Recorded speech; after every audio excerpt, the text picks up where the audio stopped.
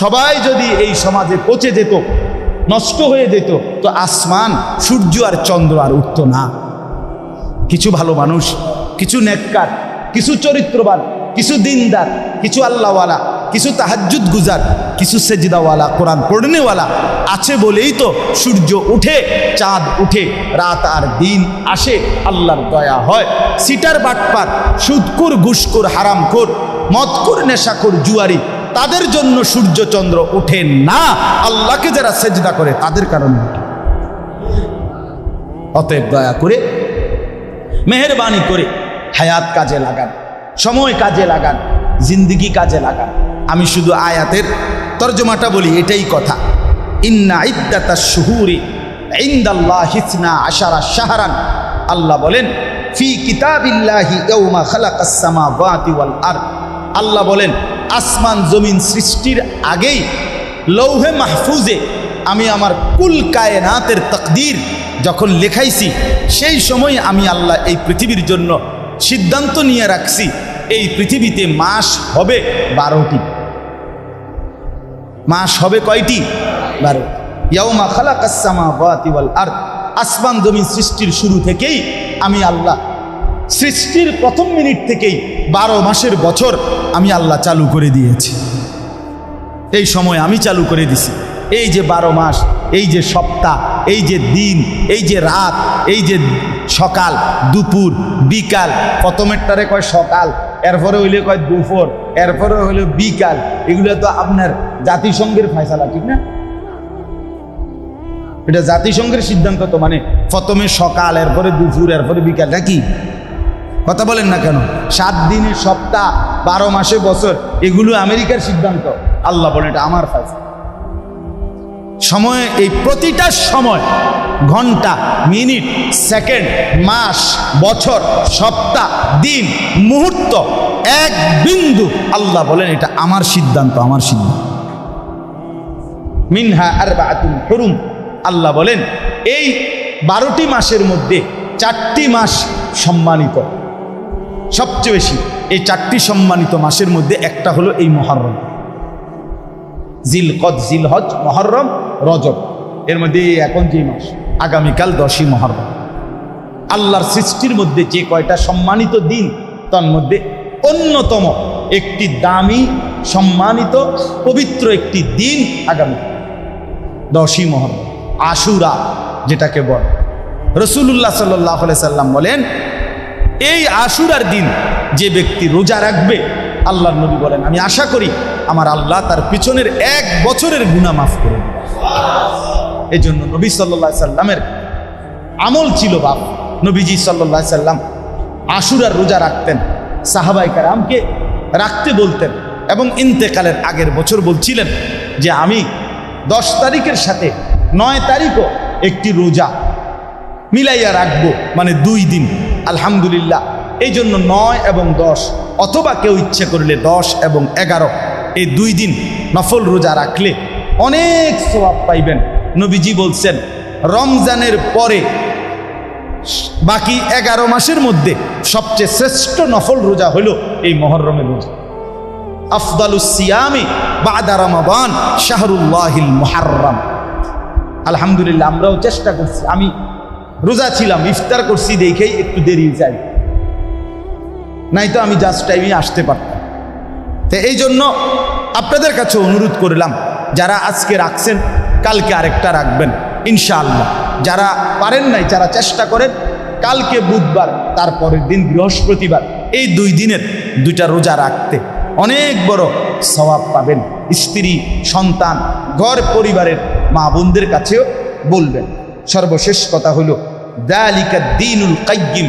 আল্লাহ বলেন এই মাস, বছর, ঘন্টা, মিনিট, সেকেন্ড এবং সম্মানিত 4টি মাস, এই সব কিছুই আমি আল্লাহর অকাট্য বিধান। অতএব তুমি রাতকে ডবল একসাথে আনতে পারতা না, দিন ডবল একসাথে আনতে পারতা না, তুমি কোনো ঘন্টা আটকাইতে পারতা না, তুমি কোনো মিনিট থামাইতে পারতা। পারবেন? আল্লাহ চাইলে পারবেন, আর কেউ পারে? আল্লাহ কোরআনে বলছে আমি যদি রাত টেনে লম্বা করে কিয়ামত পর্যন্ত রাত বানিয়ে রাখি, কুল আরাআইতুম ইন জাআলাল্লাহু আলাইকুমুল লাইলা সারমাদান ইলা ইয়াউমিল কিয়ামা মান ইলাহুন গায়রুল্লাহ ইয়াতিকুম বিদিয়াইন, কে আছে আমি আল্লাহ ছাড়া আগামী কালকের ভোর এনে দিন? বলেন তো আছে কি কেউ? আছে কেউ? বলেন বাপ। অতএব আল্লাহ বলছেন এটা আমার অকাট্য বিধান, রাত্র আমি আনি, দিন আমি আনি, বছর আমি আনি, মাস আমার, আমার বাপ। এই শেষ কথাটা শুনেন, আল্লাহ কোরআনে বড় আমাদেরকে আদেশ করছেন, ফালা তাজলিমু ফীহিন্না আনফুসাকুম। অতএব আমার বান্দা, যেহেতু তুমি বুঝেছ যে মাস, বছর, সম্মানিত মাস অথবা ঘন্টা, মিনিট, সেকেন্ড, সময় সবটাই আমি আল্লাহর, অতএব আমার সময়ে, আমার দেওয়া সময়ে, আমার দেওয়া হায়াতে তুমি নিজের উপরে গুনাহ করে জুলুম করো না, আমার সময় এভাবে নষ্ট করো না। এই জন্য যুবক ভাই, এই ঘন্টাগুলো, মিনিটগুলো, এই সপ্তাহ, শনিবার, রবিবার, সোমবার, মঙ্গলবার, দোস্ত আমার, বন্ধু আমার, এর একটাও আমারও না, তোমারও না, তোমার বাপেরও না, আল্লাহ। খোদার কসম আল্লাহ বলছেন, বান্দা নিজের উপরে আমার দেওয়া এই সময়গুলোতে গুনার নাফরমানি করে জুলুম করো না, আমি বান্দা ছাড়বো না, এক সেকেন্ড আমি হিসাব না নিয়ে ছাড়বো। এক সেকেন্ড, একটা পলক, একটা মুহূর্ত আল্লাহর কাছে হিসাব দিতে হবে। আমার বাবা আপনাদেরকেও বললাম, আমাকেও বললাম, আপনাদেরকেও বললাম, একটা মিনিট এই খামখেয়ালির হিসাব দিতে হবে, এই খামখেয়ালির হিসাব দিতে হবে। এক জাররা, এক সেকেন্ড আল্লাহ বলছেন আমি হিসাব দেব। লাকাদ আহসাহুম, আমি তোমাদেরকে বেষ্টন করে আছি। ওয়া আদ্দাহুম আদ্দা, আল্লাহ বলেন আমি তোমাদের জিন্দেগি গুনে গুনে রাখছি, গুনে গুনে। আহসাহুল্লাহ, আল্লাহ বলেন আমি গুনে রেখেছি। ওয়া নাসুহু, তুমি ভুলে গেছো, তুমি মনে নাই বান্দা, আমার মনে আছে, আমি সেকেন্ড সেকেন্ড ফিরায় দেব। ইয়াউমা তুবলাস সারায়ের। রে ভাইয়া শুনেন, আল্লাহ বলছে তোমার অন্তরের ভিতরে যা যা জল্পনা, কল্পনা, কথা, পরিকল্পনা, ইচ্ছা, আকাঙ্ক্ষা, শাহওয়াত, কামনা, বাসনা, অন্তরে যেগুলো ঘুরপাক খাইতো কিয়ামতের দিন, সেগুলো আমি তোমার সামনে খুলে দেখাবো। হুসিলা মা ফিস সুদূর, অন্তরের গুলোও দেখাবো, এক সুতা আড়াল হবে। এই জন্য দয়া করেন, রহম করেন, আমিও আপনিও কষ্ট করে বসছেন, গরমের মধ্যেই বসছেন। যুবক ভাই যে কয়জন বসছেন ভাইয়া, চেহারা সুরত দেখে অনেকেরই মনে হচ্ছে নামাজ পড়েননি। ভাই আমার, আমি বুঝি ভাইয়া, আমারে যদি এখন কোন খার করাইতাম বেনামাজি, আমি দাঁড় করাইতাম। বেনামাজি অসভ্য হেরে চিনা যায়।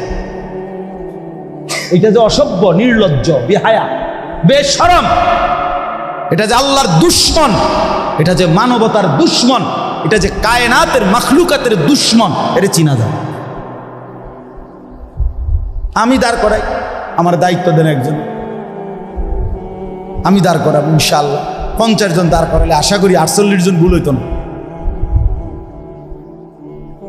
হ্যাঁ হ্যাঁ, চেহারা স্বরূপ দেখলেই বোঝা যায় বেনামাজির চেহারায় কোনো দয়া মায়া থাকে না, বেনামাজির চেহারায় কোনো সৌন্দর্য, নূর থাকে না। এই জন্য আমি রহম করেন নিজের উপরে, আল্লাহর ওয়াস্তে। আর যদি কোনোদিন বলতে নাও পারলাম তো আজই বললাম, নিজের কদর করে। রাসূলুল্লাহ সাল্লাল্লাহু আলাইহি সাল্লামের আখিরি ওসিয়ত ছিল নামাজ। নবীজি হযরত আয়েশাকে বলছে, আয়েশা আমি চলে যাচ্ছি, মালাকুল মউত আমার সামনে দাঁড়িয়ে, জিবরাইল আমার সামনে দাঁড়িয়ে, আয়েশা আমি আমার মালিকের কাছে যাচ্ছি। যাওয়ার আগে বললাম আমার উম্মতকে বইল শেষবারের মতো, আসসালাত আসসালাত, আমার উম্মত যেন নামাজ ঠিক, নামাজ ঠিক রাখে। হযরত ওমর রাদিয়াল্লাহু তাআলা আনহুকে ফজরের নামাজের সময় ইমামতি অবস্থায় প্রথম রাকাতে এক কাফের ছদ্মবেশী ছুরি দিয়ে ঘাই দিছিল 7-8টা। হযরত ওমর ইমামতি করতেছিলেন, তখন উনি সরে গিয়ে রক্তে উনার এই কোমরের পাশে ভাইসা গেছে। উনি হযরত আব্দুর রহমান ইবনে আউফকে ইমামের জায়গায় দাঁড় করাইয়া বলছিলেন, আব্দুর রহমান আগে নামাজ শেষ করো, এরপর আমারে ধর। কাঁটা মুরগির মতো ওমর পাশে তরফাইছে, কিন্তু সাহাবায়ে কেরাম আগে ফজরের নামাজ আদায় করছে। হজরতে খুবাইব, ওই যে হজ উমরায় গেছেন কেউ এখানে আসেননি? হজ উমরায় গেছেন না এরকম নাই কেউ? মাশাআল্লাহ। ওই আয়েশা মসজিদ আছে একটা, যেখান থেকে এহরাম বাঁধে। আবার এই আয়েশা মসজিদের কাছে একজন সাহাবীকে ফাঁসি দিছিল মক্কার কাফের, খুবাইব রাদিয়াল্লাহু তাআলা। এই যে আপনার ছেলের নাম, আমাদের তাজুবাইয়ের ছেলের নাম খুবাইব। হজরত খুবাইবকে এই ফাঁসিতে যখন ওনাকে ঝুলায় বাঁধে খেজুর গাছের সাথে বাইদা, বর্ষা দিয়া মক্কার কোরাইশ ছেলেরা সারা শরীর এরকম ঘাই দিয়া দিয়া চালনির মতো ছিদ্র বানায় ফেলছে, রক্ত পড়তেছিল। এই সময় ওনারে ফাঁসির রশি টানবার আগে শেষ ওনারে জিজ্ঞেস করছিল, খুবাইব তোমার আখিরি তামান্না কি, শেষ আশা কি? কিতাবে আছে, আরবি কিতাবে, বুখারীর রিওয়ায়াতের মধ্যে আছে। উনি বলছিলেন আমার শেষ তামান্না 2 রাকাত নামাজ। খুলে দিছে ওনারে, তো 2 রাকাত নামাজ পড়ে সালাম ফিরাইয়া হজরতে খুবাইব আল্লাহর কাছে 2 হাত তুলে বলছে, ফালাস্তু বালি হিনা উক্তালু মুসলিমান, মাওলা আজ আমার কোনো পরোয়া নাই, আমি আপনার আনুগত্য করে মরছি, অতএব আমার আর কোনো চিন্তা, গোলামির সেজদা দিলাম, আর কোনো টেনশন নেই, এবার ওরা যা ইচ্ছা করে। বন্ধু আমার, বাপ আমার, চলেন আমরা সবাই মিলে চেষ্টা করি, কষ্ট করি, আমরা নামাজ পড়ব ইনশাআল্লাহ। আল্লাহকে ডাকি ভাইয়া, দুনিয়া বড় বেশি পেরেশানিওয়ালা দুনিয়া হয়ে গেছে। সারা পৃথিবী বাস্তবতা হলো, ইনসাফের কথা হলো, সারা পৃথিবী ধাক্কাধাক্কি করতেছে, সারা বিশ্ব সব দেশ এইতে হিতের লগে ঠেলাঠেলি, ধাক্কাধাক্কি, অস্ত্রের ঝনঝনানি, সবাই একজন আরেকজনকে হুমকি দিতেছে, সবাই মানে লাইগা গেল বলে। আপনি খেয়াল করে দেখেন, খবর নেন, সারা পৃথিবীতে কিন্তু মুখোমুখি অবস্থা, মুখোমুখি। এই জন্য নওজোয়ান ভাইয়া কল্পনা করতে হবে, আজীবন ফিলিস্তিন আর গাজা, ওই মুসলমান আজীবন নির্যাতিত হবে, আর তুমি কোনোদিন নির্যাতিত হবা না। কেমনে বুঝলা বা? হ্যাঁ, রোহিঙ্গার মুসলমানরা আজীবন কষ্ট পাবে, তুমি কোনোদিন কষ্ট পাইবা না, কেমনে বুঝলা বাপ? হ্যাঁ, এই তামাশা, বাপ বিদেশ, ভাই বিদেশ, দেশে বইয়া মোবাইল টিফোন আর বইয়া বইয়া বেডির ছবি দেখুন। আমি তো দেখছি রে বাপ, প্রবাসীর কষ্ট কাকে বলে। আমি যতবারই হজ উমরায় যাই, প্রবাসীদের কাছে তো যাই, তাদের রুমে দেখতে যাই, এই ছোট্ট ছোট্ট রুমে 12 জন 14 জন 16 জন থাকে, 14 ঘন্টা ডিউটি করে, 12 ঘন্টা ডিউটি করে এই প্রখর রৌদ্রের মধ্যে। এরপরে আবার আইসা নিজের রান্না নিজে রান্ধে, নিজের কাপড় চোপড় নিজে ধোয়, কে ধুইয়া দিবে?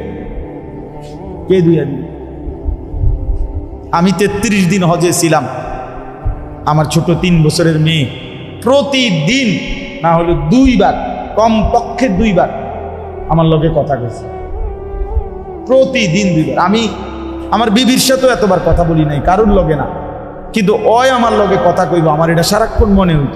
মাত্র 33 দিন আছিলাম গোনা, কিন্তু আমার কলিজা ছিঁড়া গেছে। আমার ছোট্ট মেয়েটার আমি দেখবো কখন, আদর করবো কখন।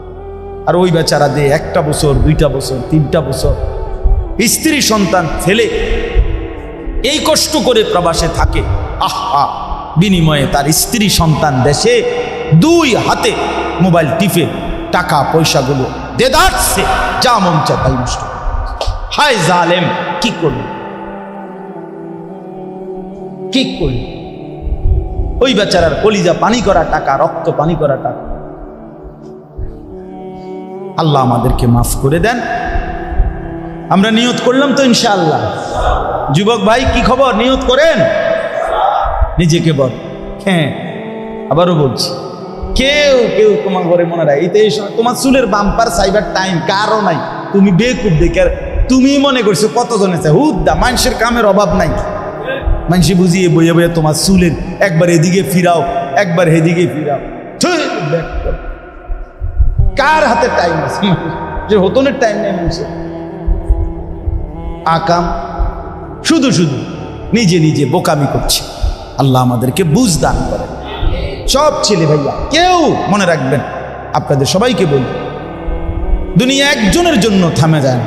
এই সামনের সিএনজি অ্যাক্সিডেন্ট, 3 জন লোক মরে গেছে মনে করেন, তবুও পিছনের সিএনজি থেমে যায় না, ছাড়ি দিয়ে যায় না, কারো হাতে সময় নেই। আমি সব সময় বলি দুনিয়া বড় স্বার্থপর, বড় স্বার্থপর। আগের গাড়ি অ্যাক্সিডেন্ট করলো, পিছনের গাড়ি, তার হাতে সময় নাই, একটু জ্যাম বাজলে চিৎকার শুরু করে, এই বেটা আরে কাটা মরছে টরছে পরে বেটা রাস্তা ক্লিয়ার করবে না, সময় নাই আমার। এই তো দুনিয়া, এই তো দুনিয়া। আপনি মরবেন যেদিন, সেদিনও আপনার স্ত্রী সন্তান যদিও কাঁদবে, কিন্তু ওই দিন রাইতেও তারা ঠিকই ভাত তরকারি খাবে। হ্যাঁ, এই ঘরে তাই না দিছে, এরা যাইতে আরো ভালো করে খাওয়ায়, যে কান্দাটা কাঁদছ আরো কদ্দুর গোস্ত লও, ভাত লও আরো।